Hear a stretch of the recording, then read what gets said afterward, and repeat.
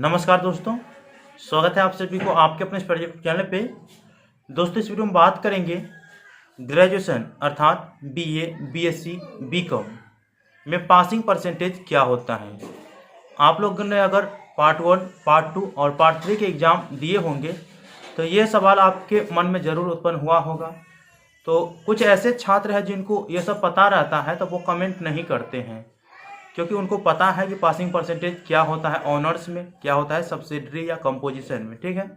लेकिन ग्रेजुएशन में जाने के बाद बहुत ऐसे छात्र हैं जिनको उनके पासिंग परसेंटेज पता नहीं रहता है कि उनके जो ऑनर्स पेपर उन्होंने रखे हैं तो उसका पासिंग परसेंटेज क्या होगा और सब्सिडरी या कंपोजिशन पेपर का जो पासिंग परसेंटेज होता है वो क्या होगा। तो काफ़ी कमेंट मैंने अपने चैनल पे देखे तो मैंने सोचा कि क्यों ना आप लोगों को यह बता दिया जाए, क्योंकि फिलहाल पार्ट 1 और पार्ट 2 के रिजल्ट भी आए हुए हैं और बहुत ऐसे छात्र हैं जो प्रमोटेड भी हो गए हैं, फेल भी हो गए हैं और कुछ ऐसे छात्र हैं जो पास भी हो गए हैं, ठीक है। तो फर्स्ट क्लास कितने पर होते हैं, सेकेंड क्लास कब होते हैं, थर्ड क्लास कब होते हैं, तो उस पर तो मैंने पहले भी वीडियो अपलोड किए हैं, लेकिन ये नया वीडियो मैंने सोचा कि आप लोगों को इन्फॉर्मेशन दे दूँ, वो भी मौखिक तरीके से, ठीक है। तो देखिए, ग्रेजुएशन में जो पासिंग परसेंटेज होता है इसे आप बारीकी से समझिए और अच्छे से समझिए। देखिए, ऑनर्स के लिए होता है 45%। जी हाँ दोस्तों, ऑनर्स के लिए जो आपके प्रतिष्ठा विषय होंगे उसमें आपको 45% अंक लाना अनिवार्य रहता है। अब ऑनर्स जैसे पार्ट 1 और पार्ट 2 हुआ, ठीक है। अगर आप पार्ट 1, पार्ट 2 और पार्ट 3 हुआ तो पार्ट 1 में जो है पेपर 1 और पेपर 2 होता है, ठीक है। ऑनर्स का 200 का पेपर होता है। तो 200 में जो है आप लोगों को दोनों 100 को मिला करके, जी हाँ दोस्तों, दोनों 100 के मिला करके आप लोगों को पासिंग परसेंटेज चाहिए 45%, ठीक है। दोनों 100 को मिला करके। अब ये नहीं कहिएगा कि सर एक में हमको 70 नंबर आ गया है और दूसरा में 25 नंबर है तो क्या हम पास हुए या फेल हुए। तो आपको मैं बता दिए कि पार्ट 1 के पेपर 1 और पेपर 2 जो होते हैं उसमें आप लोगों को स्पष्ट रूप से याद रखना है कि हमको दोनों मिला करके जो है 45% अंक ऑनर्स में लाना है, ठीक है। सेम प्रक्रिया पार्ट 2 में भी होता है, क्योंकि पार्ट 2 में भी 200 का ऑनर्स होता है, ठीक है। पेपर 3 और पेपर 4 होता है, तो उसमें भी आप लोग जानिएगा कि पेपर 3 और पेपर 4 को मिला करके 45% अंक आना अनिवार्य रहता है, ठीक है। अब प्रैक्टिकल जो रहेगा जिस सब्जेक्ट में, तो वो आप लोग समझिएगा कि जिस सब्जेक्ट में प्रैक्टिकल रहेगा तो सबसे पहले आपको थ्योरी पेपर में 45% अंक चाहिए, उसके बाद प्रैक्टिकल पेपर में भी आप लोगों को 45% अंक चाहिए। दोनों मिलाकर के यह समझिए कि अगर आपके पेपर में प्रैक्टिकल है तो आपको प्रैक्टिकल भी देना पड़ेगा और थ्योरी पेपर में पास भी होना पड़ेगा, ठीक है, अपने ऑनर्स पेपर को क्लियर करने के लिए। पार्ट 3 में ये ऑनर्स जो है वो 400 के हो जाते हैं, तो 400 है ना, तो चारों पेपर को मिला करके 45% होना चाहिए। आप लोग समझ गए ना। किसी पेपर में आपको 10 अंक रहता है ना और किसी में मैनेज होकर के जो घिंचा जाता है अंक 45% पूर जाता है, तब आप पास कहलाता है, ठीक है। तब पास कहलाते हैं, आपको फिर दूसरे बार एग्जाम देने की जरूरत नहीं पड़ता है। यही बात। पार्ट 1 में 200 का ऑनर्स होता है तो उसमें 45% अंक दोनों मिला करके चाहिए।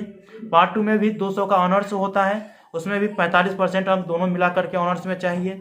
पार्ट 3 में 400 का ऑनर्स होता है तो उसमें भी 45% अंक चाहिए। ऑनर्स के लिए आप लोगों को कन्फ्यूजन दूर हो गया होगा, ठीक है। और एक पेपर में अगर आप फेल होते हैं, चाहे वो पेपर 1 में ही क्यों ना फेल हो जाए, पेपर 2 में क्यों ना फेल हो जाए, पार्ट 1 के किसी भी पेपर में, मतलब ऑनर्स के किसी भी पेपर में आप फेल हो जाते हैं तो दोनों का एग्जाम देना पड़ेगा, ठीक है। पार्ट 2 के ऑनर्स के किसी भी पेपर में आप फेल हो जाते हैं, ठीक है, और आपका रिजल्ट प्रमोटेड शो हो रहा है तो आपको दोनों पेपर का एग्जाम देना पड़ेगा।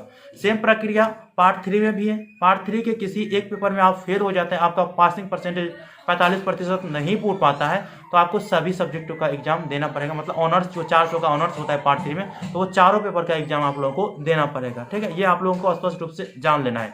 इसीलिए अच्छे से लगन से तैयारी करिए ताकि आप लोगों को इन मुसीबतों का सामना नहीं करना पड़े। अब ये तो हुआ पासिंग परसेंटेज ऑनर्स का, ठीक है। अब हम बात कर लेते हैं पासिंग परसेंटेज आपके सब्सिडरी और कंपोजिशन सब्जेक्ट का, ठीक है। तो सब्सिडरी आपका कोई भी सब्जेक्ट हो, ठीक है, सब्सिडरी में आपका कोई भी सब्जेक्ट हो तो उसमें 33% अंक चाहिए। जी हाँ दोस्तों, सब्सिडरी 1 में भी 33% अंक चाहिए, सब्सिडरी 2 में भी 33% अंक चाहिए। और कंपोजिशन जो सब्जेक्ट रहता है, जो, ठीक है, एडिशनल सब्जेक्ट जो लैंग्वेज सब्जेक्ट रहता है, तो उसमें भी 33% अंक चाहिए, चाहे आपका हिंदी क्यों ना हो, नॉन हिंदी क्यों ना हो, मैथिली क्यों ना हो, इंग्लिश क्यों ना हो, ठीक है, आपको 33% अंक चाहिए।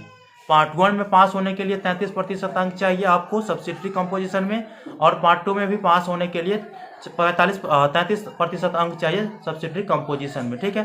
पार्ट 3 में तो सब्सिडरी होता नहीं है, केवल 100 का जीएस होता है, तो जीएस में भी 33% अंक चाहिए आप लोगों को पास होने के लिए, ठीक है। आई होप कि आप लोगों को अच्छे से समझ में आ चुका होगा पासिंग परसेंटेज क्या है, ठीक है, और आप लोगों को पास होने के लिए आपके ऑनर्स में कितना प्रतिशत अंक चाहिए और सब्सिडरी कंपोजिशन सब्जेक्ट में कितना प्रतिशत अंक चाहिए।